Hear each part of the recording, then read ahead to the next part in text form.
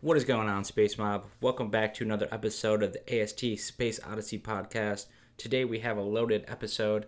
Appreciate all your listens so far and support. Make sure you follow us on Twitter at AST Space Odyssey as well on YouTube and all podcast platforms. We plan on bringing these every week or bi-weekly with all this news that's coming and all these special guests we're lining up. There's just a lot of fun things coming for this company and for this podcast. So crazy stuff. We just saw the climb from 22 to 37. This Elon Trump feud, this Abel and Bezos linking up, and now we've been included in the Russell 1000, which is just amazing to see. And now we have these new ASIC chips complete and ready to go, which are gonna kind of change the space game forever. And it just shows you how genius the engineering team is here and like how hard at work they are, and it's just an amazing accomplishment to see this team do. So this episode, we have a very special guest. He's one of the SpaceMob OGs, the dude who knows it all behind this company, and I think has done a really good job of bringing this content to everybody on Twitter and kind of making people bullish in this company while spreading the good news. And today, with no further ado, let's welcome him. We have Anpanman. So before we start, I just want to thank you, Anpanman. I appreciate kind of all the analysis you have done over the time, being like one of the OGs, been in the game since I've even like followed this company on Twitter and have been posting about them. Your name's always been there, so it's nice to just kind of sit down with someone who's been in the journey since the very beginning and kind of hear your insights and analysis. And today we're gonna cover a lot of cool stuff. We're gonna cover kind of the Space Mob origins here. We're going to dive into all these recent news pieces and kind of like why they're big. And then we're going to dive into things that he's very excited for, short term coming up here. And then just all things AST SpaceMobile and SpaceMob. So appreciate you guys tuning in. And without further ado, let's dive right into this. So, Anpan, I just kind of want to hear a little bit about your background. Yeah, sure. My background is that I was in the finance industry for a number of years. Originally out of college, I worked in investment banking for quite some time, and then after that, I moved over to hedge fund industry on the buy side, where I did event-driven investing, and investing in companies that were undergoing corporate change, mergers, acquisitions, spin-offs, bankruptcies, reorgs, any number of things. My focus was looking at situations where there was a catalyst that could cause, a stock to or credit securities to either go up or go down, depending on which way I was betting. Based off of some type of catalyst. I was in that industry for a number of years, and then fast forward to COVID, I actually left the industry, and just like everyone else during the period of when we were all in lockdown, that's when SPACs became very popular. And so I started investing speculatively in SPACs, and during my time doing that, I just saw that there was a lot of misunderstanding, misinformation amongst retail community when investing in SPACs. And so I created this account on Twitter, and then I got active on Reddit and Discord as well, just trying to help people out in terms of understanding the SPAC structure. What happens, for example, when a deal closes. When you have a pipe and it gets registered, what happens with all the shares that come for sale, how to value these things. So yeah, that's how I became this I guess social media personality. So it was initially to educate people on the SPAC product, but then over time it just became kind of a hobby of mine where I just enjoyed sharing investment ideas with folks. And of course, that journey led me to AST SpaceMobile, and the rest is history. So that's a brief background on myself. Awesome. Yeah, that's very cool. And I do remember that kind of just SPAC mania back then. That back then, Mhm. like when COVID started, I was pretty much like day trading full time. I think And everybody before, was. yeah, it was so fun. It was like addicting. And I think like the thing is like before I've been investing for a while, and before then I was just like typical Apple funds Mhm, and stuff like that. But then kind of once you see these SPACs unfold, I remember like the three I really chose were Lucid Motors, Astra, the like rocket launch company, and then mhm, ASTS. And thankfully, I stuck with fully ASTS to this point. Kind of made the right decision looking back on that. So mhm, I'm kind of curious. So like it did seem like when these were coming out and they were dropping these like investor presentations with these um revenue projections for future years, like every spec was like it seemed like they were trying to like pump themselves. Like I remember like everyone's like, sure. oh, Lucid's the next Tesla on onward. And so I'm curious, like how did you first discover AST Space Mobile, and kind of like Mhm. why did this stand out to the other ones? Yeah, so obviously there were a lot of companies going public at that time, and candidly, a lot of companies that shouldn't have gone public, and then of course companies that went public that were probably too early. But with the advent of the SPAC product, and of course interest rates so low, there was just a ton of liquidity, and so public investors essentially became venture investors, right? And so they by investing in SPACs and these companies that were coming public, people were getting exposure to pre-revenue companies, for example, companies that were very early in their stage of development, and with Mhm. that comes a lot of risk. There is some upside, but then there's also risk as well. And so you mentioned, Astra, for example, that people thought that that company was going to launch rockets every day eventually. And Right. and of course, building rockets and doing that successfully and launching them is very tough. And so you had a lot of promotional folks put together decks, and whether they had a fully formed idea or if they were further along in terms of execution, you just saw the whole gambit of different companies coming public. And so I actually stumbled across AST Space Mobile kind of by accident, right? So during the heyday of the SPAC mania, it got to a point where people. So when you saw companies that when they announced a deal, the SPACs would trade, from their $10 NAV price to maybe they would double, right, or they would go up Mhm. even higher. It Because there was that inherent asymmetric kind of payoff, then people started looking at SPACs that didn't announce deals, right? Because then, hey, if I can find a SPAC that has a good sponsor, this is when people started combing over LinkedIn. It's like, okay, let me see who the SPAC sponsors are. Let me see what their background is. Who are they connected to? What posts do they like, right? Like, if there's a really cool company that's private, and I want to potentially have exposure if that company goes public. What SPAC sponsors have met with that company, right? And so people Mhm. started taking punts on owning the SPACs, but then also or owning warrants as well. Like, this is pre-deal, right? So not Mhm. even knowing what that SPAC was merging with. And so New Providence was like an interesting SPAC to me because the sponsors had some exposure to consumer products, and then there was some exposure to telecom, right? And I think, funny enough, at that time, there was speculation that, oh, maybe New Providence will do um, a deal with, like, for example, Beyond Meat or one of Mhm. those kind of next generation consumer product companies. And so I actually ended up buying a bunch of warrants in NPA, and then I think this is over October, November. And then, of course, in December, they announced this deal with AST SpaceMobile, which was a complete surprise. I remember waking up that early that morning and looking at the deck and thinking, "Oh, wow, this is really cool." And what really drew me to the company and what really separated it from all the others is, well, first of all, like, when I was in the hedge fund industry, I had invested in a number of telecom situations that revolved around spectrum. And so, when Sprint and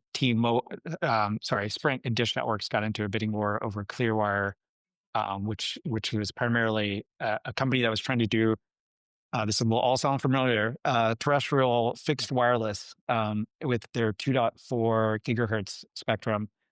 Sprint and Dish got into a bidding war over it. That was one situation that I was in. I was involved in a few other spectrum plays as well, and so I Mm, had a familiarity with the industry and familiarity with various players. And so when I saw AST SpaceMobile, the idea just clicked. Like, first of all, this company is building these large satellites with large apertures. They're going to be able to, because they have enough power and they have this huge, gigantic array, they're going to be able to talk with unmodified phones. Which was like, oh, that's interesting. I'm not sure if that will work, but I like the concept, and if it does work, like this could be game changing, right? yeah. Because this would be a very disruptive force in wireless, because then you wouldn't necessarily need towers. There would be a more efficient way to communicate with phones, and by the way, you have this like massive install base of mobile phones that already exists, right? Mm, So you can just like light them up, and then on the other side, the thing that really caught my eye was the business model, right? Like, this company is not going to have to go out and buy spectrum. Spectrum is really expensive. I mean, mm, we're seeing that now with EchoStar. Back when I was at different points of time, I was invested in Dish Networks, which is mm, Charlie Ergen's pay TV satellite service, which he had this grand idea years ago of, hey, I'm going to go out and buy spectrum, which is why he tried to buy Clearwire. But then in the end, he ended up buying about a bunch of spectrum out of auction, which is AWS4. He spent billions and billions of dollars just to buy that spectrum because he wanted to build a new wireless competitor to AT&T, Verizon, T-Mobile, right? mm, Um, and he also bought spec well, two bankrupt satellite manufacturers, TerreStar and DBSD, and was able to convince the FCC, hey, I'm going to take their 2 gigahertz spectrum that's originally approved for satellite service. I want that basically repurposed for terrestrial use, in which he was able to do that. Um, so I was very familiar with, like, spectrum and its scarcity and the mm, value there. And here you have AST SpaceMobile, who's like, hey, we're going to go to the wireless carriers. We're going to say, well, first of all, we're going to be able to use low band spectrum, which is the best in terms of coverage and propagation. We're going to partner. We're not going to compete against the wireless guys, just like, mm, for example, Iridium or Globalstar. The wireless guys aren't going to partner with those guys because at the end of the day, they are in direct competition with, AT&T or Verizon, right? So, yeah. but AST Space Mobile, we're going to provide the satellite. We're going to partner with the wireless guys. We're going to do a rev share. So whether it's 50-50 or whatever that split is, and then we're going to leverage their spectrum. We're going to use their spectrum in areas where it's not being used, for example, where there's no, tower infrastructure. And so we're going to use that spectrum to provide coverage in those areas where there's gaps in connectivity. And we're going to split the economics there. And so it's a win-win for everybody, right? Like, the wireless guys, the MNOs are going to be able to tell their customers, like, we have 100% coverage across the country, and so our service is much better than our competitors. We're going to be able to we're going to use their spectrum. So the spectrum that's out in those areas is not being utilized, but we're going to be able to put it to use. And Mm, so, and then on top of that, like, for the MNOs, we're going to save them capex. So the MNOs, as the population grows and, like, expands out from cities into different areas, the MNOs have to put up more towers, and that's really expensive. And so here, instead of putting up more towers, we can just have satellite beam connectivity to those areas where perhaps are less densely populated, but we obviously mm, want to provide coverage. And so it just seemed like a really elegant solution, right? And so if you could put aside, is this possible or not? Put that aside. The concept made a ton of sense, right? And then for sure.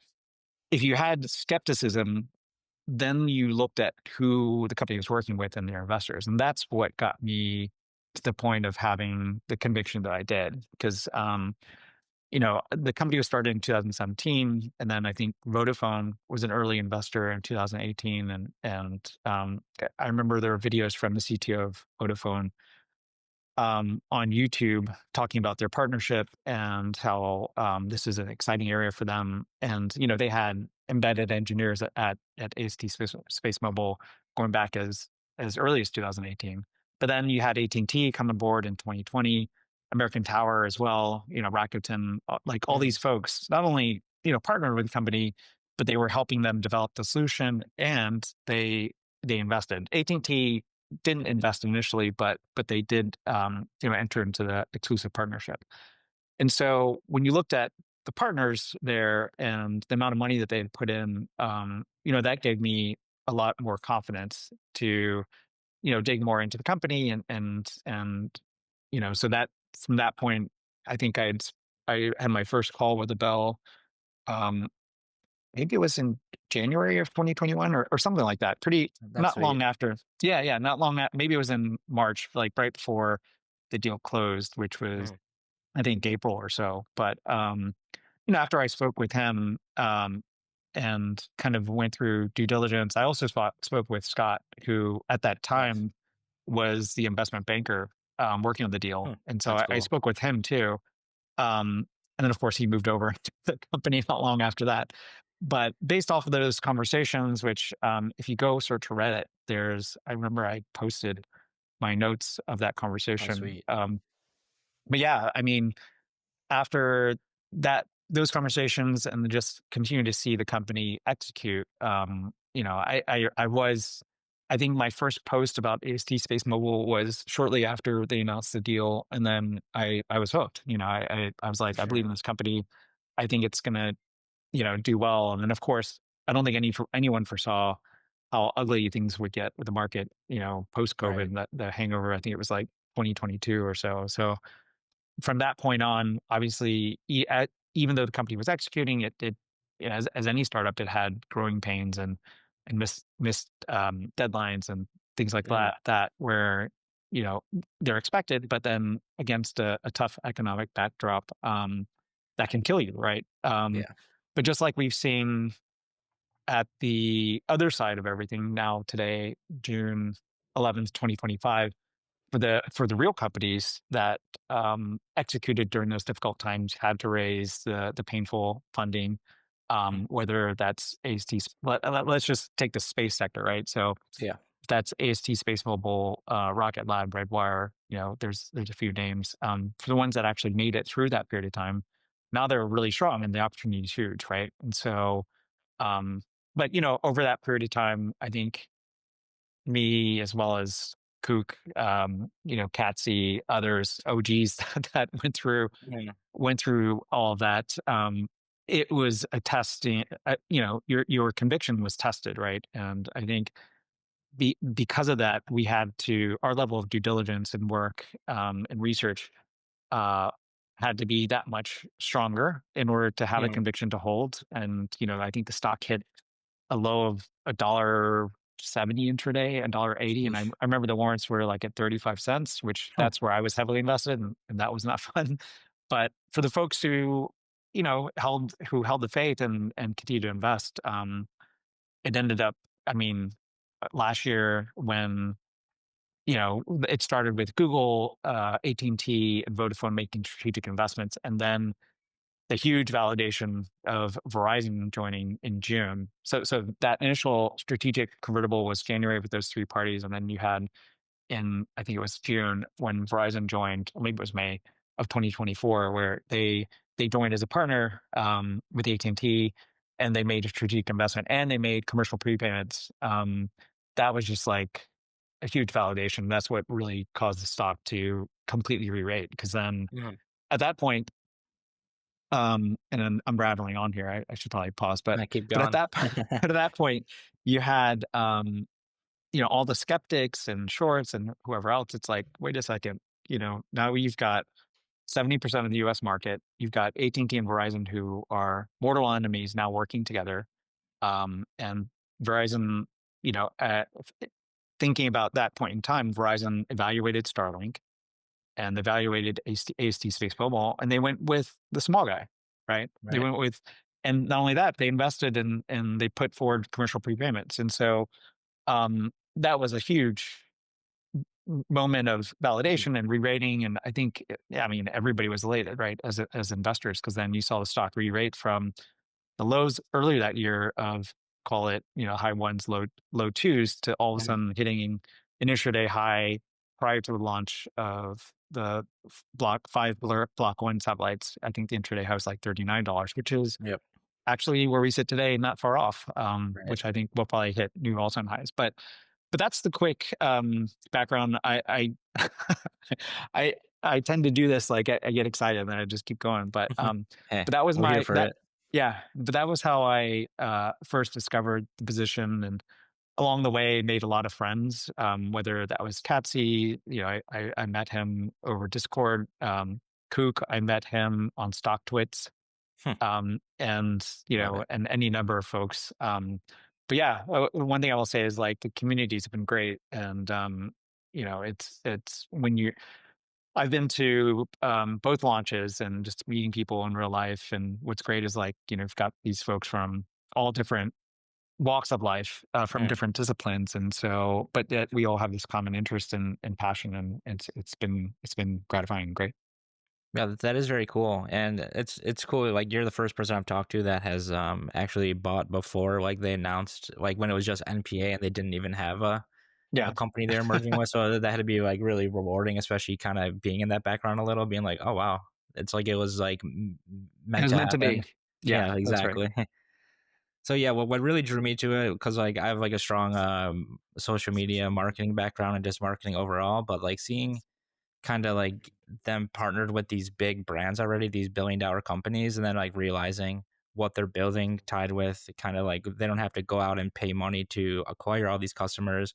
They don't have to That's like right. have like Hmm. a full-fledged like marketing team or like make commercials. We're just kind of letting these MNOs kind of do the work for us while we're splitting the revenue. So it's just kind of very rewarding to see. And Yeah, yeah. Yeah, that's I mean, that is a key aspect, right? Because you can have the best technology, the best service, but if you don't have a go-to-market ability to go to market and acquire mhm, customers cheaply, like, that's really tough. And so, we talk about eccentric orbits as kind of being the Bible, like the mhm, case study, the story of Iridium, their first failure, yeah, like, all the lessons learned there, every mistake they made, AST actually um, you know, avoided those mistakes and improved upon them, right? And so whether it's avoiding customer acquisition costs because, these MNOs already have a massive install base and mhm, they're looking to reduce churn, right? They're looking to add services. And so all of a sudden you have a Bell come to them and say, hey, look, I'm going to put these satellites up in space. It's going to be fixed infrastructure and we're going to be able to amortize the cost of that across all these MNOs across the world, mhm, and the MNOs will be able to offer their customers 100% coverage. It will give them a new revenue stream. It will cut down churn.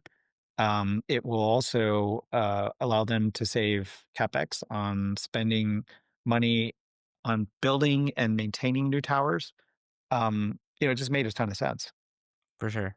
And I like how you mentioned kind of like the journey a little of when it was two last year. It's truly crazy to look back because I recently like looked back on some of like my tweets and other tweets back then, like last April, and it was just like it was just kind of a sad place on there. Everyone's just like, Yeah. yeah, I'm not selling, but like, sheesh, this hurts. Because all of us were so Yeah. like devoted already into it, and then kind of seeing it's $2 and people are like, is this going to go to zero? And I'm sure a lot of people just like cut their losses back then, like people who bought like from the 5 to 7 range when it was two, they're just like, I'm going to recover what I can now. But it's good that a lot of the people that really did believe in this vision just kind of like put their heads down, bought more, and we're just like, okay, we're just gonna kind of wait out the storm. And I think now we're kind of rewarded for that, and you can see this thing kind of like when we do have these like dips and sell-offs, it's like, okay, this is a good time to acquire because like listening to all these earning calls and everything we're doing, it's like we are on track for like everything that they promised right now and then some. Yeah, yeah. During those periods of time, it was tough, and there were yeah. I mean, the company was close to being in pretty difficult financial Uh-huh. situation. I think just as an example, when they said that they were evaluating, potential strategic investment. I think this was in Q4 of last year. There were a lot of people. Sorry, Q4 of 2023, there were a lot of skeptics, and that's when the shorts really piled on because they're like, no one's gonna, make an investment in this company, and like Tim Farrar, any number of of fudsters were just poo-pooing the company's ability to raise strategic funding. And so when they actually did in January, and that, hey, we're raising a strategic convertible with AT&T, Vodafone, and Google, and they're also going to make commercial prepayments. Like everyone was like, "Oh, that's great!" And they took the stock Mm, up. But then the company had to raise 100 million of equity, and mm. that tanked the stock price. Yeah, I remember that. And the stock went from like 3 to 5, and then it went down to 3, and then basically grinded to 2. And I think retail investors who candidly carried the water, I mean, carried this company through all these periods of difficulty, because I think institutional investors, for them, it was a wait and see story, right? It's Mm, pre-revenue, its technology sounds interesting, but it's almost like fantastical. Like, is it really going to work? yeah, And so a lot of them were on the sidelines. And so it was for people like Patsy, who did such an extraordinary amount of and has the expert knowledge to say, right. hey, this can work, and it is going to work. But just educating retail investors, we were the folks who carried the stock, right, for such a long period of Mm, time. But when they did that equity offering, folks were like dejected, right, and the stock continued to grind yeah, down. And then it wasn't till later, and this is where I think it's important to have trust in this management team, right? Because Abel mm, owns such a large portion of the company, and he's right. fully aligned with investors. But it's like they had to raise that equity because Mm, it tied them over. Because clearly Verizon, when they were talking to them, they weren't ready to do the deal, and yeah. so they had to fill a hole there. And we speculate that Saudi Arabia, their sovereign investment fund, Mm, may have also been looking at an investment, but then for potential CFIUS reasons or whatever, like they couldn't. And so yeah. they had to plug the hole. They had to plug $100 million hole. They did. It was painful. I think it was in April when Kook put out a tweet, and this was the bottom. He put out a Yeah, tweet exactly. saying, um, and we kept the faith and we kept all the way, but this is like when it's a bottom, right? Yeah, And right. there are signs, and I've talked about this, where even the people who whine or get upset on Twitter, because it's kind of Mhm. like therapy for them, those are indicators, right? And so when Very Kook much put out so. a tweet, he was like, I wish I had never come across this company. Uh Wow. That's when you know. yeah, that's when and he was saying that just because he felt awful, right? He didn't Oh, sell. yeah. But then I also saw that tweet, and I was like, you know what? I think it's time maybe that I should apologize. So Yeah, right. I sent out a tweet and I said, hey everyone, I'm so sorry this hasn't worked out. I'm gonna I stick with what I own. I Um think I briefly remember that because I just remember, yeah, like, being on Twitter and everyone just like, "What do we do?" And but it's just like, yeah. "We gotta stay strong." Yeah. And there were people, I won't name accounts, but there were people Yeah. who were reveling and Mhm. people losing money, and I felt bad at the time because Yeah. there were a few people that I know who actually did sell at the bottom, Oof. and some of them were fortunate enough. They might have sold it 190 or 2, but they Mm, got back in at 5. But there were mm. some people who sold and then just never came back at all, Yeah. and that was so brutal because later when the stock rallied, it went 5, 6, 7, 8, and there were people who were like, "Oh my gosh, this is great. I'm going to sell it because I think it's going to pull back. This is not sustainable." And it didn't pull back. It like kept going 10, 11, Mm, 12, 20, 25, 30, and that's I remember that period of time was when I'm a pretty nice person and I'm not mhm. vindictive, but I did go after a few people and was like, "Hey, what you guys did in terms of reveling in people's misery and Mhm. kind of laughing at folks, like you guys actually caused some people to sell at the bottom, and they locked Yeah, right. in heavy losses. Like I remember there was someone on Reddit who lost, I think it was like, they're fortunately they were young, but Yeah. unfortunately they lost, like, I think it was like $200,000 or $300,000. They locked in the Damn. loss because they capitulated, and that was maybe a week or two away from the bottom, right? Mhm. But yeah, I mean, that's investing. Like, if you have conviction in something, and my biggest wins in my investing career and personal investing, the usually the biggest wins are the ones that test your resolve, right? And Mhm. AST um, was no different in that. And but now what's interesting is we've gone through that entire period of execution, pre revenue, but now we're on the cusp of the story completely changing, right? Like you've got now we're expecting 50 to 75 million of revenue Mm, in the second half of this year. We're getting defense contracts, government contracts. Like we feel, based off of folks who've done a lot of research, I think Golden Dome is a very, very high probability that AST will get. And then you've got commercial service launching in 2026. And so if the company can get production cadence of 6 satellites a month, and they think we'll get to this point of having a launch every 1 to 2 months. That's insane, right? And mm, now we're at an inflection point where the company, like if you think being here at $37 today mm, is great, like, you haven't seen anything yet because right, now institutions who are sitting on the sidelines, and we still are relatively under owned, but now you're seeing more institutions come to the stock, and that's like a real game changer, right? Where right. institutional ownership comes in, there's more stability, and that demand just continues to drive the price higher. And so yeah, Do you it's a think very exciting time. do you think with like the Russell 1000 inclusion yesterday, do you think that's going to lead to it? Because like 'cause I'm not like that much of like a stock person. I'm Uh-huh. mostly just like really dove into this. So I'm wondering if that's like for me, it assumes like that'll kind of help stabilize the stock because now it's like categorized in like one of these big funds. It certainly helps and brings more attention to the Mm, company. But I think the key thing is, for example, the company does roadshows where they go meet with institutional investors, mm, and just building those relationships and getting the story out there, I think is important. And the other thing is that, and I mentioned this on the brief space that I did last week. The fact that even though Trump and Musk have kind of pseudo apologized, publicly, I think that mhm, relationship is pretty frayed. And more yeah. importantly, if you look at it, and this is on the defense, actually, no, this goes across defense, government, and commercial. Um, if someone exhibits that type of behavior where they're basically threatening your service, right? Hmm. Hey, I'm going to pull Starlink service from the military, and whatever it is, right, based off of Yeah. some disagreement. That's going to force the whether it's the U.S. military or an ally's military, to think twice about having all your eggs in one basket, right? And so Yeah. Could be risky.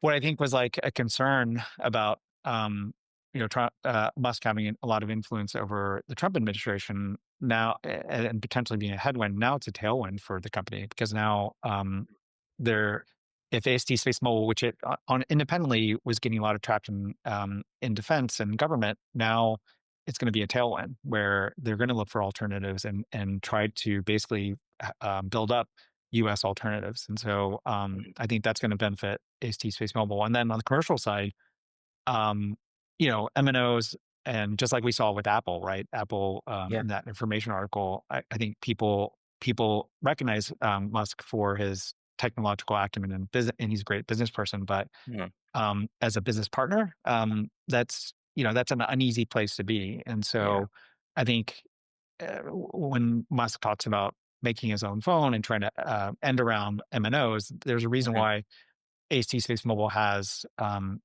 over 50 global MNOs working with it, and Starlink for their direct to cell service, they've got 9, Mhm. and even then, like, half of those are really small. And then you just saw T-Mobile's CEO decide to just leave, retire early. And so I think in T-Mobile's case, they wanted to jump on the bandwagon of being, associated with Starlink, Mhm. and maybe that would help them from a marketing standpoint. But I don't think they really understood from a business risk perspective what that partnership means. And so, my guess is like that partnership eventually may unravel, but we'll see. But Yeah, I I think, do. like, yeah, sorry, good. I do remember kind of like after they did this like the Super Bowl ad showing Starlink and T-Mobile. I remember like there was a lot of people vocal that are like, I will not use T-Mobile because it's like affiliated with him, which is Uh-huh. just like crazy to see kind of like the kind of like market impact and business impact that it could have because at any point in time, there's a lot of people that dislike him. So like tying him directly to kind of your company could hurt it and help it in a way at the same time.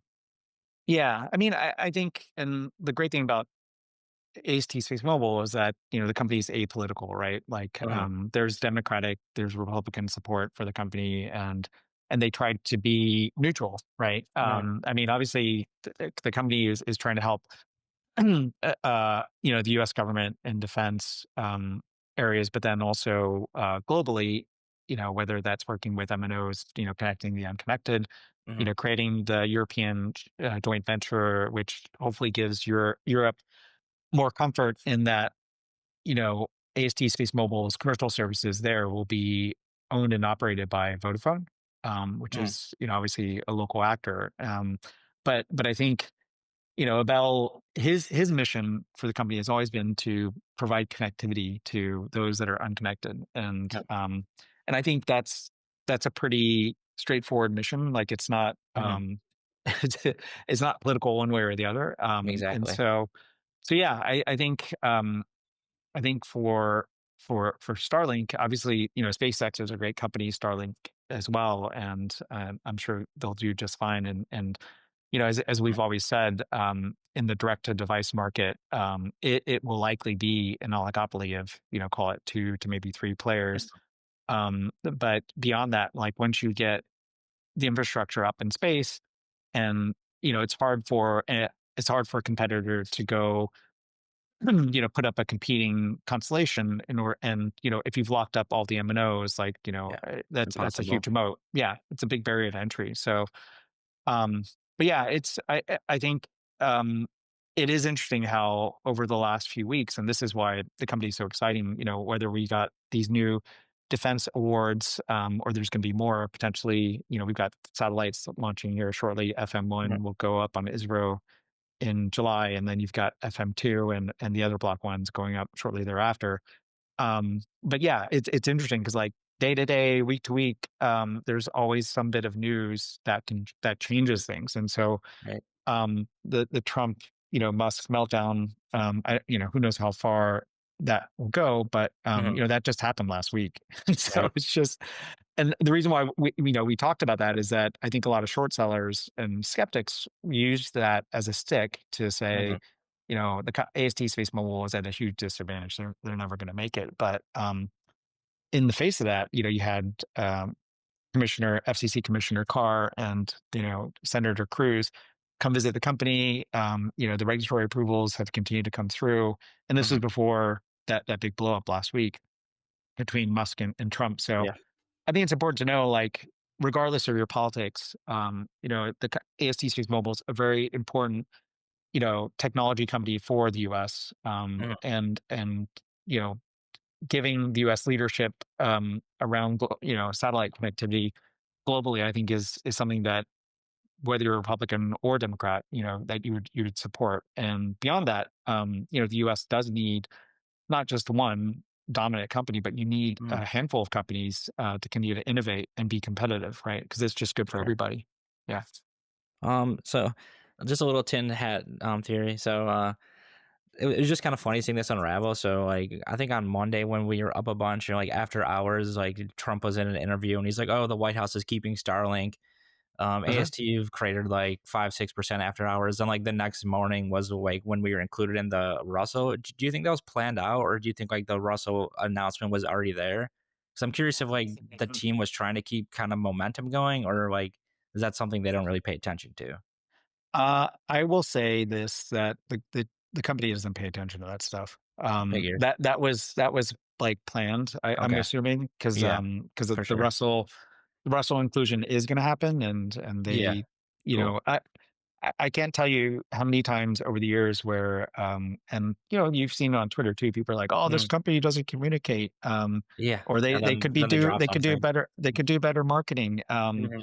Which I understand. I mean, the founder of the company is an engineer, Mhm. and they're all about execution, right? And so Exactly. I remember trying to tell fellow investors over the years, would you rather have a company that's good at marketing but doesn't deliver anything, Mhm. which a lot of SPACs were, or do you want a company that is not the best at marketing but actually executes and delivers, like, is working on something that's never been done before. And so I think people have to kind of take that into consideration Hmm. in their criticisms, because you know even I, over the years, it's like, hey, the company could have did better here or there, Hmm. or they could have publicized things Yeah. better.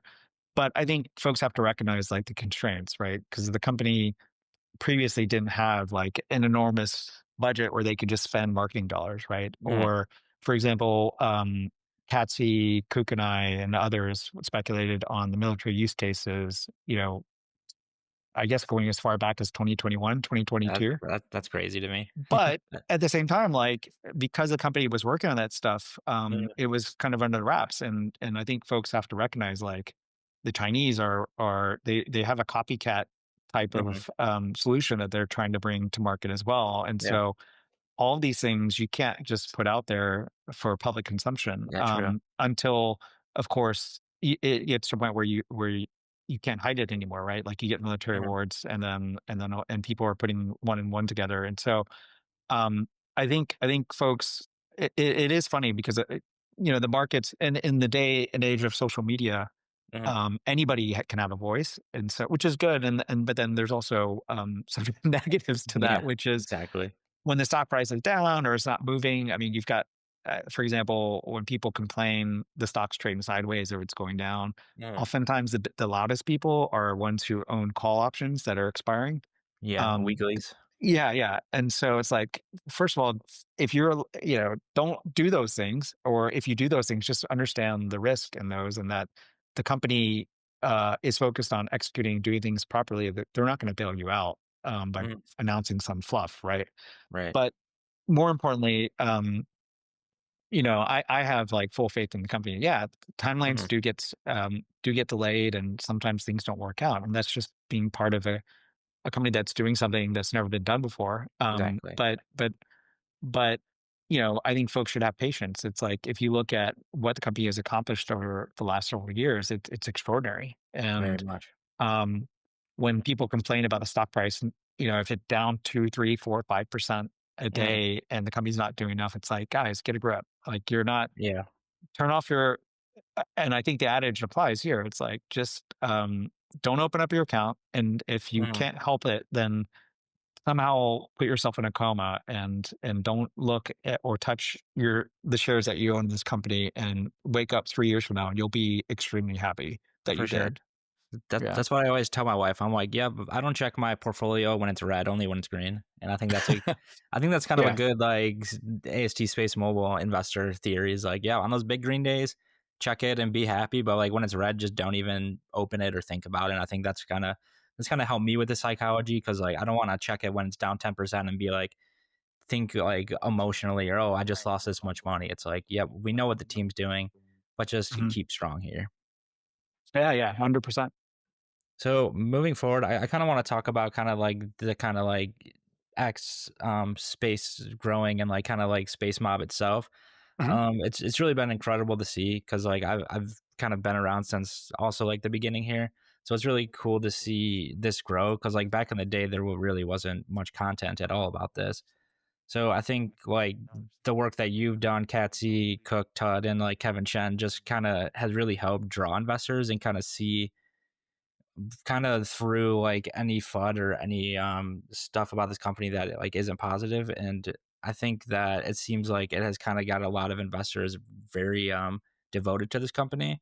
Uh-huh. And I do think without kind of like the space mobs collective knowledge, I think like the stock, especially when it was like in those dark days, it would have like completely lost hope and momentum, and people would have just been like, this thing's going to zero. But with all the kind Right. of with all the research out there, I think like it did lead to people to still like kind of hang around here, and especially that kind of paired with like $1 billion companies behind them, it's like, okay, we can kind of withhold these storms, and I think that's a positive thing.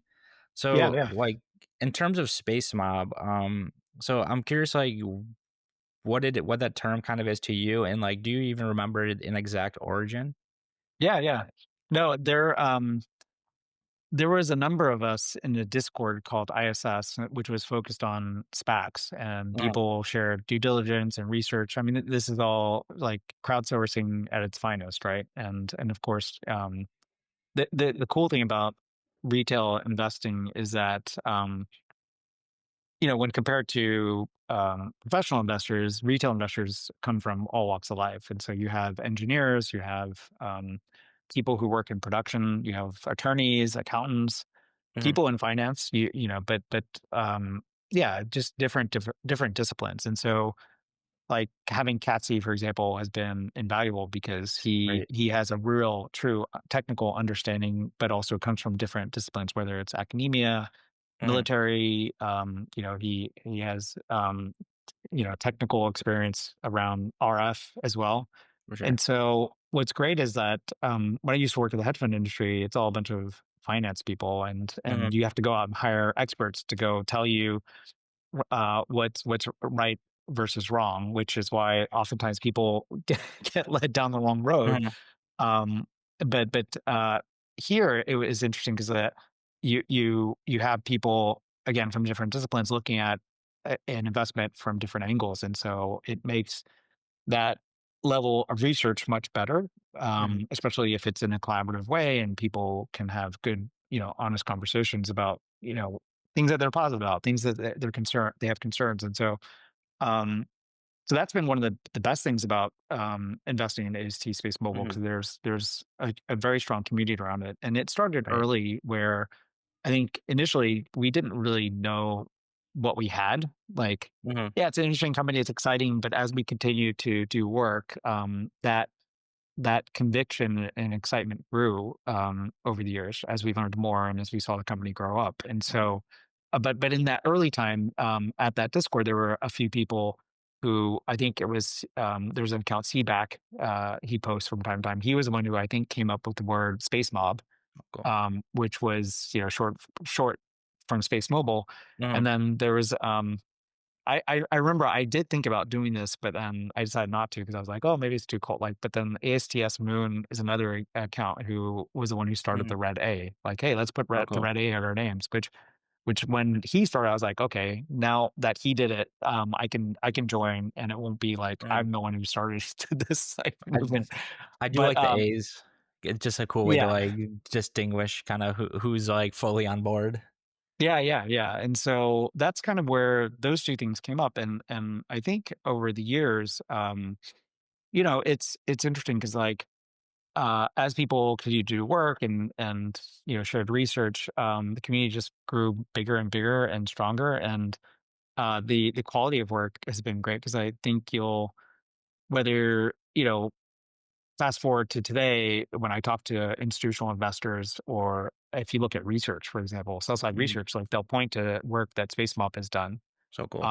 or oftentimes like if we find something in the FCC docket or maybe a foreign regulator, and and someone tweets about it and gives their thoughts, like oftentimes that will be referred to by sell side research, which is crazy. Or if you talk to Hennessy, for example, which has been Mhm. they've been a big supporter and longtime investor in AST SpaceMobile. They'll be the first to tell you that a lot of the work that retail investment community has done has helped them, strengthen their conviction. I mean, they Mhm. knew the company early on as well, and they came across AST Space Mobile through their investment in American Tower, and so their path was a bit different. But then over the years, leveraging the crowdsourced research, I think has helped them. And so yeah, it's very unique. I think it's Mhm. kind of similar. I mean, I wasn't there early, the Tesla Radi, but I think Yeah. Tesla was a name where you had a bunch of skeptics, hedge funds who were short the company. And then Mhm. what really carried the stock in the early days was the retail investment community who believed in what Tesla was doing and could think in longer timescales of years versus hedge funds who are thinking about things on a daily, weekly, Mhm. monthly basis of like, I'm going to short this stock and I'm going to make money, but could not view the trends that were going to be tailwinds for Tesla in terms of, decreasing battery costs and Mhm. any number of other consumerization of electronics, um, making the what ultimately electric car becoming cheaper to produce than an internal combustion engine car. So um, but yeah, it's been a great journey, and I will For say sure. one of the things that I love being part of the Space Mob is like going to these launches or just having private messages with people, hearing their stories,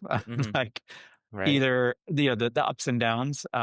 Like there's one Fat Boy is his account, but there's this one guy who I remember he he did his own due diligence and research and decided one day that he was going to sell his business Huh. he owned a plumbing company, and he Wow. just got tired of managing all these Mhm. people and having to deal with all these all these fire drills of having to fix customers like plumbing issues, right?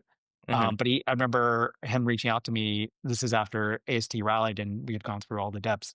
But he Mhm. had told me like, "Oh yeah, I sold my company. I invested, paid off all my debts. I invested a significant Wow. amount of money into AST SpaceMobile and could do the average down. This is like when we were in the single digits, Mhm. and then Love that. it ripped, right? And he then has been focusing more of his time on personal investing. He's Mhm. been supporting his church. He also did, yeah, a very nice gesture. He made a personal donation to a nonprofit I'm involved in here Oh, in New that's York. And awesome. so, but yeah, there's all these like really cool stories of people who made it, who had conviction and For invested sure. what was okay with them and did well. And so, Mhm. but yeah, it's fun to hear the stories, and of course, also going through the painful times as well.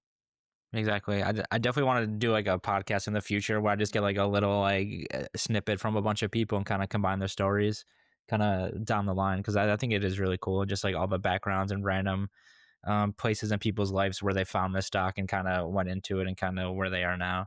Mhm. Um, Yeah, that would be great. they, so yeah, I kind of just look at SpaceMob as a whole as just like a decentralized, brilliant group of investors kind of congregating for one cause, and like it just seems like they all have like just so much interest in like the daily and weekly kind of progress that we're making. Mhm. And when you're like scrolling and reading all these people's thoughts and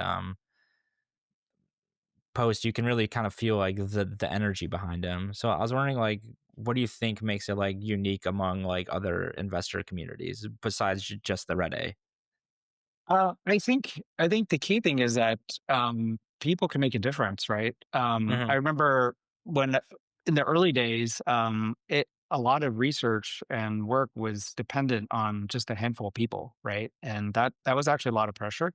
Hmm. Because I, for Right. example, like I felt compelled, like of having to do more work, and if news came out, like being the first to Hmm. post about it, and what does it mean, Yeah. or what do these regulatory filings mean? Whereas now, because there are so many people involved in the community, you mentioned a few of them, like Kevin and Todd became much more active last Hmm. year when he came when he returned from his hiatus from SPACs and Love investing, it. but or sabbatical. But any number of people, Tanner, you, for example, too. I mean, there's a whole number of Hmm. folks who are now producing content in terms of research and your own views. And so it's great because then it's not just an echo chamber of one person whose Hmm. their thoughts are the most important. It's like a bunch of people contributing, which Exactly. is great. And so I think that's where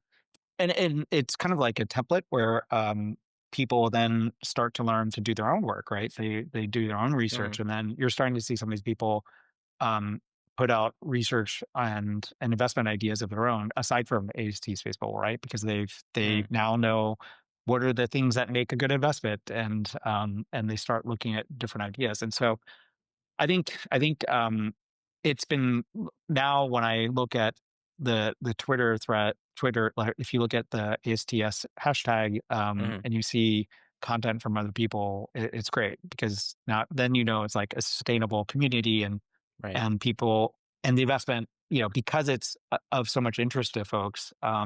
I think it's kind of reinforcing that, yeah, this company is different. It's changing the world. And I Mm, think what's very unique about AST, just like going back to Tesla, it is a very consumer facing company. It's a super wholesaler. It will sell its services through an ATT or Verizon, for example, if mm, you're in the US. But I think when you talk to someone about the service, and once they understand what the company means, like they get it right away. It's like, oh, if I, for example, I have small kids. They have mhm, Apple Watches. Like I want to be connected to them all the time, right? Like right. if they're lost somewhere where there is no Mhm, connectivity, or if there is a natural disaster, mhm, I want to be able to be in touch with my family, and I will right. pay $10, $20 for that peace of mind every month. Or 100%. if we're in the Hamptons and there's no connectivity on the beach and I've got to be doing work and checking the Mhm, stock prices, like I will pay a monthly fee for that, or I'll pay for a day pass. right. And so I think just that fundamental understanding, I think, is Mhm, important. And then of course, like then you branch off into the other applications, whether it's IoT, it's defense, it's any number of, you know backup GPS, different type of radar application. It's kind of like, I think Kook said it well, or no, Tatsy said it well. It's like mhm, NVIDIA, where initially people thought the chips were, this is a gaming company and great, like they do graphics acceleration. But then mhm, later folks realized, like, oh, these chips are perfect for AI and other compute right. intensive applications. And so I think AST is unique in the sense that, you have this communications, the space-based communications platform, that can do low band, mid band spectrum, and eventually Mhm, high band spectrum. But the amount of applications that you will be able to put on top of that are endless. And so, what is the value of that? Once that's up, which I think Piranha Capital said it best in his mhm, most recent YouTube interview. Which, if folks haven't seen that, they should definitely watch that.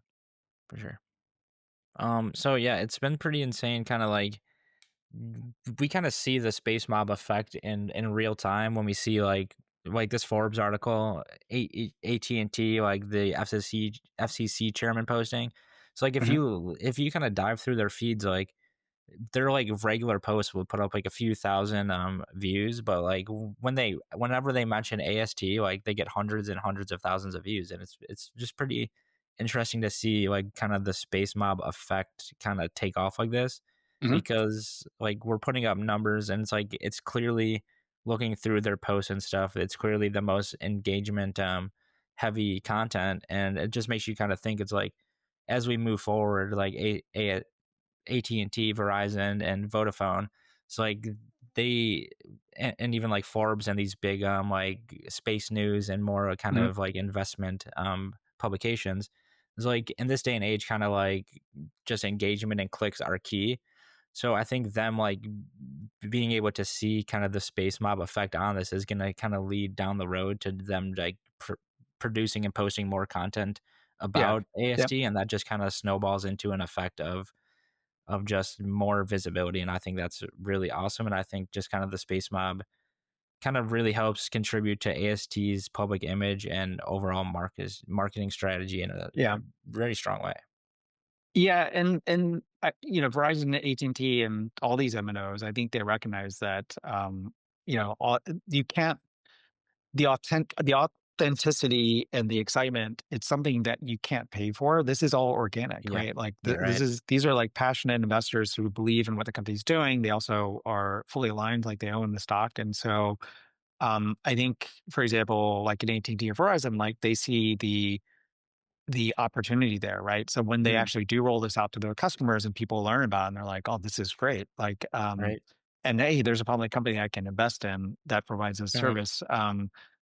And I think they recognize like how powerful that is, right? Because then customer loyalty, especially in wireless, is like something that everybody tries to somehow, bill, right? Whether it's offering mhm, more features, we'll give you, Apple Music for free, or we'll give you, like T-Mobile used to be, you know, they used to be masters at being the uncarrier, but now they're not Mhm. an uncarrier, they're a carrier. And so, Yeah, right. um, but I think for AT&T and Verizon, when they roll this service out, I mean, the market opportunities are going to be tremendous, right? Which is staying in touch with loved ones, having connectivity, like having peace of mind, any number of Mhm. things. It's going to be a huge coup, and there's already going to be this zealous like install base that and Mhm. investors that are going to help push that marketing message, and the amount of the amount of folks in the US who know Starlink is pretty, I'd say it's pretty high, but then Yeah. there's not many people who know AST Space Mobile, and so the opportunity for spreading awareness is huge. And so I think for those carriers, like you said, when they tweet something, there's not much engagement. But then Mhm. if they tweet something related to AST Space Mobile, like engagement's off the charts, and I think Right. that's not lost on them or the company.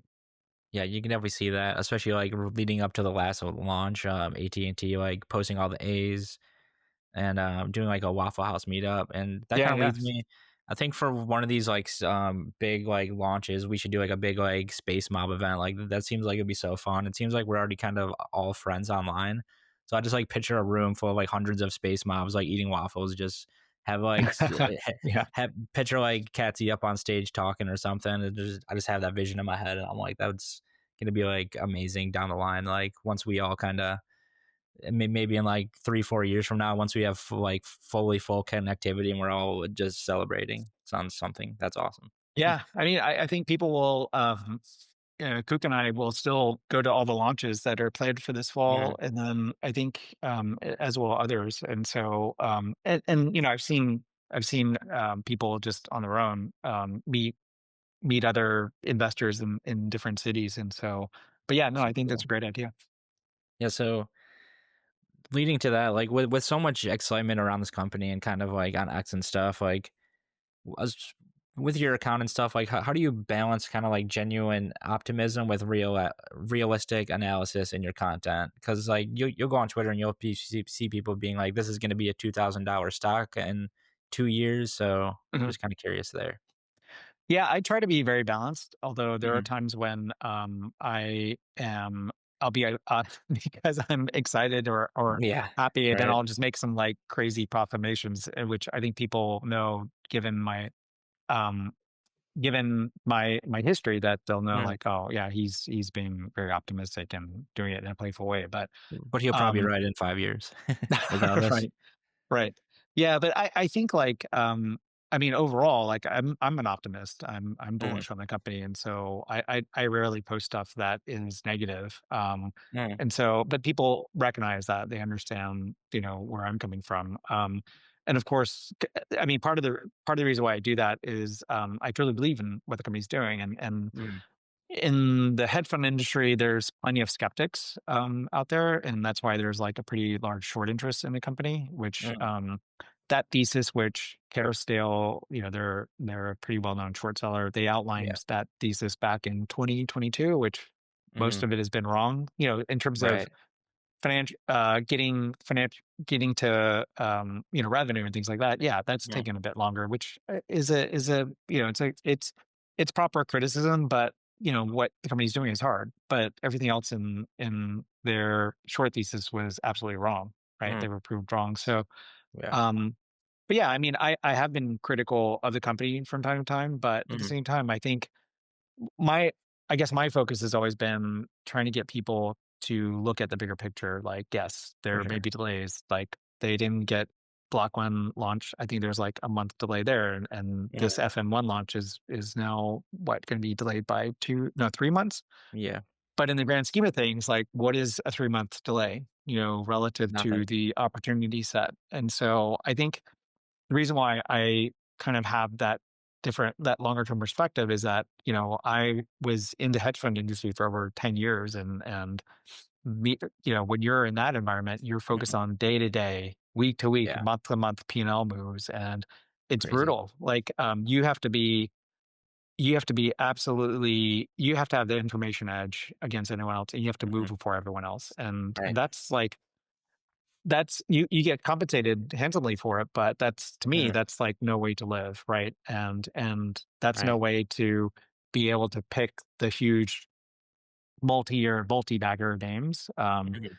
You want to be able to look at investing at a much higher level, right? And so that's Yeah. why, for example, you see a lot of short interest. People are like, oh, it's going to get delayed, so they're short the stock, or maybe Yeah. they're going to have funding issues, or hey, they have an ATM in place. Maybe they're going to Yeah. tap the Right. ATM, which I'll point out, like the ATM is only if they do use that, which they said they might. Hmm.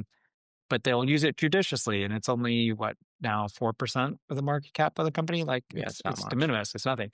But then for a long-term investor, it's like, hey, okay, things are taking a little longer, but does that change the NPV, the net present value of the opportunity for this company and the cash flows it's going to generate? No, No. it's like going to perhaps move things by a few percent at most. Mm, Um, but if you look at like so the folks who are skeptical about what the company can do, it's like, oh, okay, so they've got 50 global MNOs who've varying levels of diligence. I mean, some of the MNOs probably signed a partnership and a commercial agreement, and they're not, it's not definitive yet, but they probably did a very high level of due diligence, right? mm, But then there are others like AT&T and T and Verizon, and Vodafone and Google who probably did a very deep level of technical due diligence, right? And have been working with the company for years. And so what does that mean? Like, oh, it must work, right? Or the Department of Defense, yeah. they Right. gave SDA gave them a $43 million contract. The DIU gave them $20 million contract, and there's actually quite a few more contracts that are coming, which Hmm. then those are initial placeholders, which will grow into hundreds of millions of dollars. Like, Right. um, if you're a short seller, like, do you want to bet against that? Like No clearly the thanks. company's mandate is expanding. And so yeah, there might be some, you know, manufacturing hiccups or timing hiccups here and there, but like the path is clear, like where this company is going. And so Mm. do you want to like out of the whole universe of companies out there that you can take a bet against, like why would you pick this one, Why? which has tremendous white space? It's going to have just on the commercial side, it's gonna be a Harvard business case study, right? Like Hmm. the amount of user adoption is going to be exponential because Right. install base already exists. Like it's everybody has a phone. They can if they're out of coverage and they don't know about the company, you'll get pinged and say, "Do you want a day Mm, pass or do you want to sign up for service?" Click yes. And so it's the marketing message is immediately going to be put out them outside mm, of the regular marketing that the MNOs are going to do. Um, and for people like me who has a family, like it's a no-brainer add-on, right. right? Like I Easy. want yeah, it's a safety thing, right? Like I have kids, I want to be connected, maybe and then for younger people or for mobile workers, it's like, okay, I need to Right. have connectivity nowhere no matter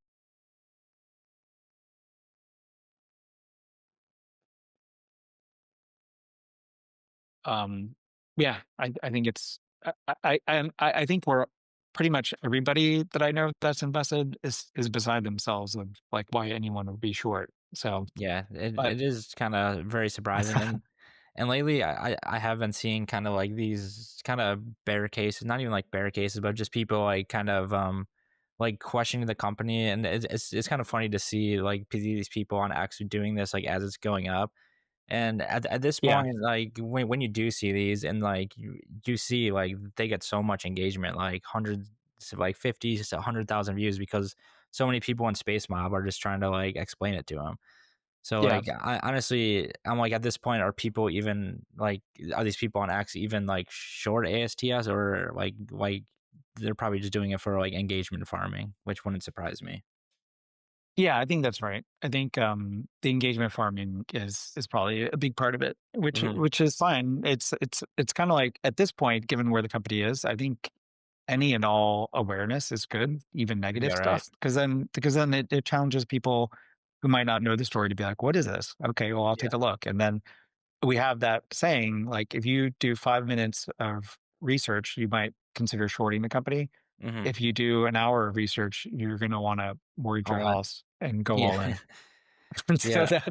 that's the difference. You have all these Twitter guys who see his chart and they're like, "Oh, okay, this is a short." This is like The your company, pre-revenue. yeah, Like, pre-revenue what's going and on?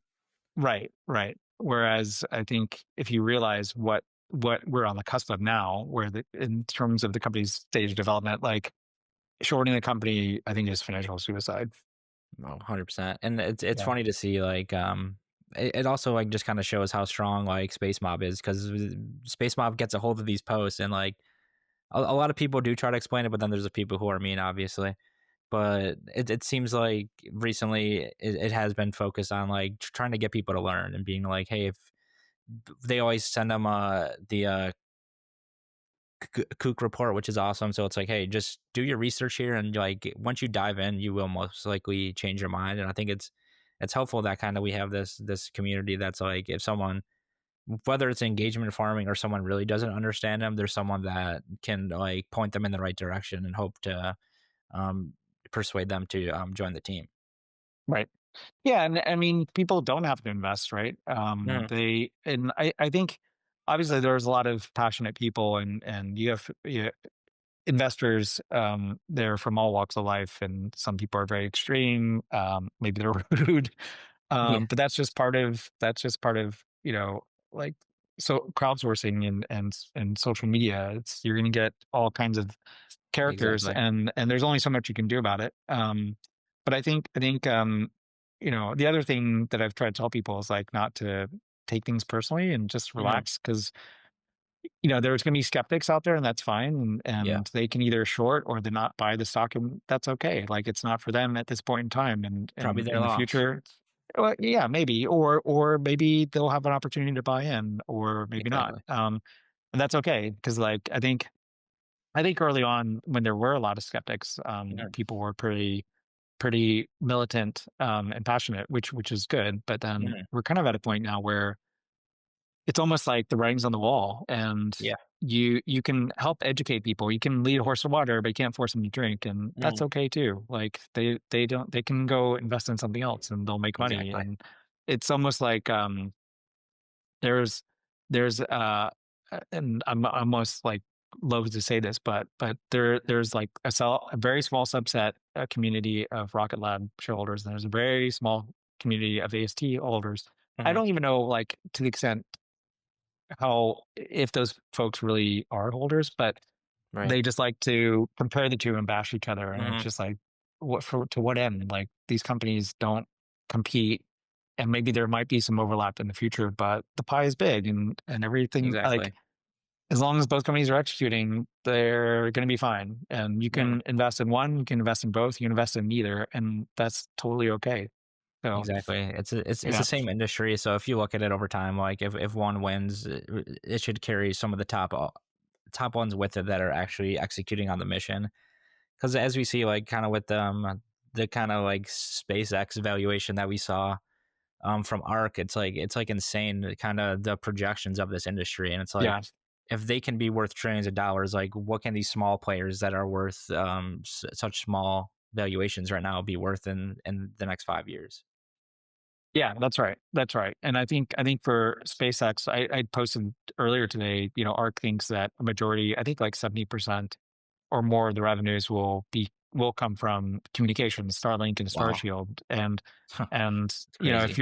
if you're an institutional investor, you're like, oh, well, are there any alternatives to that? Because it's Yeah, right. surely, is it going to be one company? And it's like, oh, what's this AST Space Mobile? They do broadband internet to your Mhm. phone, and they also are serving the military for defense applications, and enhancing communications for warfighter, doing tracking, IoT, any number of things. Okay, well, if that company can achieve a fraction of what SpaceX is expected to achieve, then what should the valuation be, right? And so that's Right. that's like a very simple, high level exercise that someone who doesn't know the story, that will get them Mhm. interested to do more. And then, of course, when they do more, they'll be like, "Oh, wait, these guys aren't just another company; they're the leader in what they do." Right. Yeah, I And think so, yeah, with kind of I think it's been like a very net positive, kind of how like CNBC and Forbes is like comparing like us directly to Starlink, and these like headlines coming out like, oh, Starlink's little brother competition. Like, yeah, like when that first started happening, I remember being a little skeptical about it, because I'm like, hey, we're not their like little competitor here. Yeah. But I think it's kind of is a net because people like once they do look into like oh what's related to this company, it's right there in the kind of headlines, kind of who the competitor is. And I think Mhm. as this kind of goes on, it's gonna keep kind of being pressed up against this, and like at this point, I'm okay with it just because, like you said, it does help those people that want the alternative to something they can't invest in to have something right in front of their eyes they can start buying. Right. Right. Yeah. No, I agree. And so, of all the like the company's journey so far, I'm curious like which milestone or like announcement kind of excited you the most, where you were like, okay, like this is it. It was Verizon. It was Nice. definitely Verizon Yeah. because I think that announcement was just a huge validation for the Hmm. company, and it changed the dynamics. I think for every skeptic out there, it completely changed the story, and for Hmm. institutional investors, it became something that they couldn't miss, right? Like for a TMT investor, it's like, oh my god, this company got investment from AT&T and Verizon, Hmm. and they're both working with this company. Like, what did I miss? And so I Yeah, think for that sure. was probably the biggest event for me. Because I obviously like the launch of the satellites and seeing these test results, like those were great. But I think for the broader public and investing community, and this is also applicable to governments as well, because I think we saw in the now removed video of one of the executives who was talking about how after that Verizon deal was announced, like Mhm. even folks in the U.S. government the phone started ringing off the hook Yeah. They're like, because wow. I think people who were dismissive before were all of a sudden like, oh my gosh, this is real. Like we need to take those meetings out. So I think Mhm. that was a big defining Very much. moment for me, and I think that that still rings true to today. I mean, that's um, when you have 70% of the biggest and most profitable wireless market Yeah. that other other players look to for leadership. That's really important, and Mhm. that can't be, that's valuable. I think for AST, it's a nice, you would say it's a nice to have because they were going to do quite well with just AT&T, and T, and they could still do that with just Mhm. AT&T. But I think having Verizon on board was just a big, not cherry, but a big watermelon on top. You Right. know, Because like, so yeah, it like was a if game changer. because if you look back and like say Verizon signed with like Starlink, like we would probably be in a whole different a different ballpark right now because it's like okay, Starlink could still kind of like corner this market, Yeah, but kind of yeah. seeing like I'd say like two out of three of the top like US ones on our team, and then we have like Vodafone in Europe and such. It kind of really puts a strong force behind this. Yeah, yeah. I think if Verizon had signed with Starlink, then yeah, we'd be in a very different place today. And also, I mean, it can also be said like T-Mobile, their exclusivity I think ends soon. And so Okay. I'm not sure if AT&T and Hmm. Verizon would allow AST SpaceMobile to work with T-Mobile. I think where that could happen is if the FCC says, "Hey, this your service is like so important Yeah. that you have to open it up for everybody."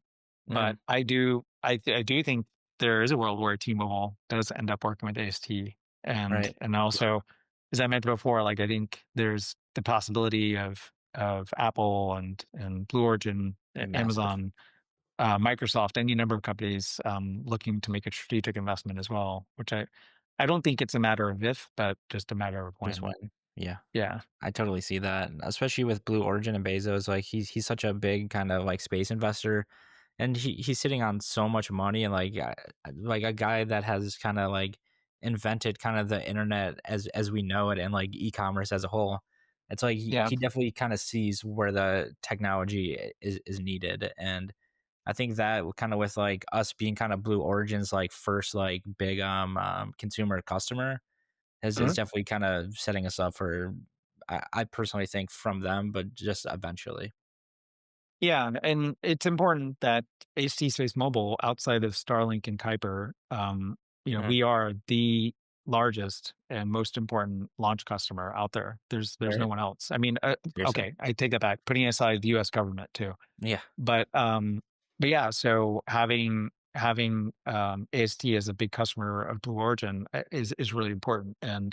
And one thing you can do, just like what NVIDIA does, is you invest in some of your customers to ensure that they are strong and that people understand that they have your backing. And so I think it makes a ton of sense.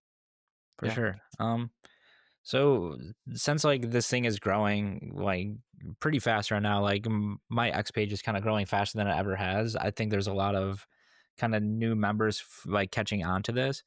Mhm. So I'm curious if you could just give us like a little like 1 or 2 minute synopsis of why you personally think AST is a generational investment opportunity. Yeah. I mean, it's AST Space Mobile is, I guess the big tagline is that it is going to become the largest wireless carrier in the world.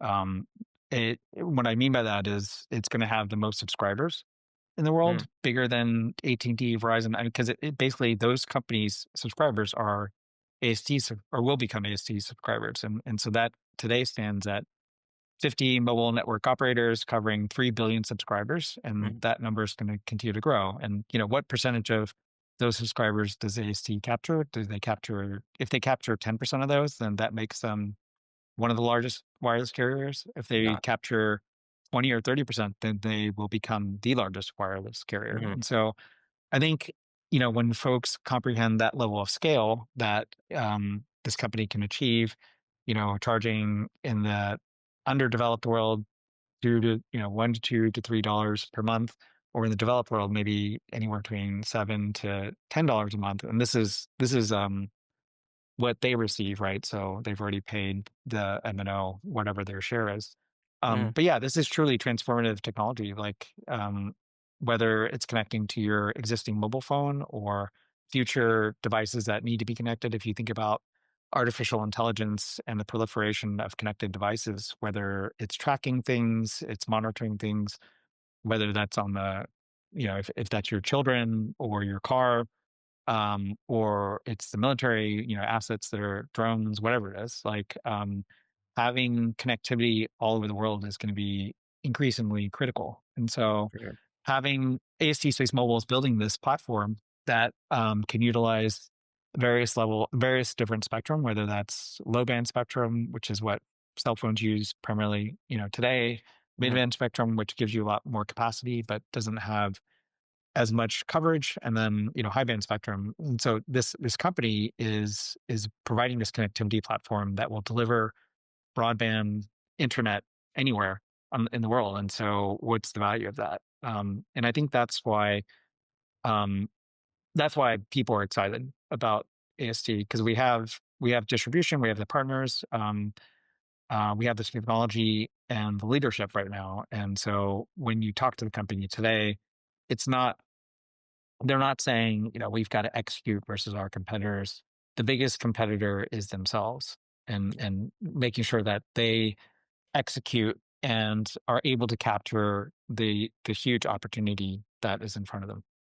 very, very cool. That was a great synopsis right there. I think it just kind of helps people like fully kind of understanding what the opportunity is here. And I think that's kind of like the main mission of like the Space Mob right now. It's just like it helps getting this info out, and it's really cool to kind of see it unfold. And it's what even like amazes me so much is like sometimes like these um users on X we're like posting like updates before like anyone else even knows, before any big like news comes out or even the company releases it. It's like people are Right. able to dive through it, and it's like it's very cool. So like with kind of all that, like we're recording this on June 11th, like the past few weeks. And it's funny when I made this script, like AST was sitting at like $22. Now it's at 36. So Yes. it's kind of funny, like the how the conversation has changed. And I think it's really cool. So like with all this kind of recent news, like we have like the Singapore kind of first net ish type deal, Bezos and Abel. Now like it's kind of getting a little more de-risked with the Musk and Trump feud, because we might be able to secure more contracts and MNOs in the future, just because they want to kind of work with a more stabilized company. And then we just got included to the Russell. So I'm curious of like kind of your top three things you're excited for unfolding in the future for ASTS, whether that's short term or long term. Uh, I'll just focus on the near term because I think Cool. long term, who knows? Because Yeah. this Right. company, the amount of opportunity continues to grow, Hmm. and things that we didn't foresee 2 years ago are now a reality today. And so I think Right. near term, Hmm. just seeing the first 40 satellites go up and initial commercial service being launched, I think that's important. Huge. I think Golden Dome is going to be a big piece of business that we're going to win. Yeah, that's gonna be And insane. so that's going to be, yeah, very big. And then I think Legato transaction closing is going to be a game changer for the amount and the ability of Mhm. connectivity, broadband connectivity the company will be able to serve to users in the US and in Canada. And so I think that transaction is going to be a template for other spectrum transactions Mhm. across the world, where the company is going to move beyond just being able to provide, broadband connectivity, but a more robust service that it will sell through its partners by securing more of the L-band and S-band type of spectrum. So those are kind of the three things that I'm excited about. Yeah, very cool. I agree with those. It's truly exciting times, and it seems like every week there's just more things picking up here. So I do have some questions from some X users, but I was wondering if you had any questions or topics for me you'd like to discuss before we move to those. Uh, Actually, I do have a hard stop. Now I guess we're coming up on an hour and a half. Okay. I will come back for questions, so Sweet. Yeah, maybe we can we do could a always follow up. yeah, we could always devote just an episode to running through investors' questions for you because I got a lot of them because a lot of people like you've kind of been one of the main focal points over the years for this. So a lot of people have some like deep analysis questions that they'd like to hear Yeah, from you. So we'd love to yeah. have you No, back on let's for let's something like um that. let's plan on doing it a week from now. We can do it at the same time. But I'm Sweet. happy to do it again. Sweet, man. Yeah, so I think that wraps it up. I think we did a good job of kind of covering where this is and kind of diving into the space mob of this and really enjoyed talking to you. And I'm very excited to kind of do more of these. Yeah, happy to come on again and looking forward to it. But yeah, I hope this was helpful and entertaining as it was educational. Very much so. All right. Well, it's good catching up, and we'll do it again soon. Sounds good, man. Thank you. All right. Take care.